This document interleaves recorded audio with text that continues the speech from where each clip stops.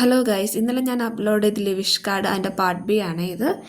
അപ്പം ഇതിനായിട്ട് സെയിം മെത്തേഡാണ്. സ്ക്വയർ ആയിട്ടുള്ള ഒരു ചാർട്ട് പേപ്പർ എടുക്കുക, എന്നിട്ട് ഇതുപോലെ ഇത് മെഷീൻ യൂസ് ചെയ്തിട്ട് 4 സൈഡും കട്ട് ചെയ്ത് കൊടുക്കുക.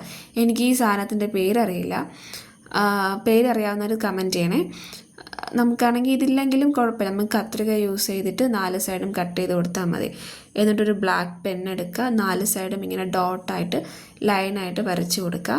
വരച്ച് കൊടുത്തതിന് ശേഷം നമ്മൾ നീളത്തിന് ഒരു പേപ്പർ കട്ട് ചെയ്തെടുക്കണം.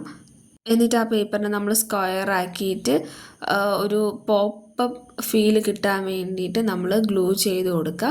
ഗ്ലൂ ചെയ്തതിന് ശേഷം ഞാൻ ഇന്നിപ്പോൾ അലോവേരയാണ് വരച്ചിട്ടുള്ളത്. നമുക്ക് അലോവേരയുടെ ഒരു ഫോട്ടോ നമുക്ക് പിൻട്രസ്റ്റിലൊക്കെ നോക്കിക്കഴിഞ്ഞാൽ കിട്ടും. അപ്പോൾ അത് നമുക്കാണെങ്കിൽ അവിടെ ഗ്ലൂ ചെയ്ത് കൊടുക്കണം.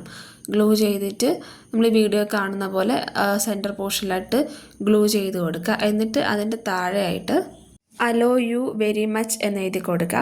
എന്നിട്ട് ഞാനിപ്പോൾ ഇവിടെ ഹാർട്ടായിട്ടുള്ള കുഞ്ഞു കുഞ്ഞു കുറേ ഹാർട്ട്സൊക്കെ കൊടുത്തിട്ട് അതിനെ ആ പേപ്പറിന് നമ്മൾ കാർഡിനെ നമ്മൾ ഡെക്കറേറ്റ് ചെയ്തെടുക്കുന്നുണ്ട്.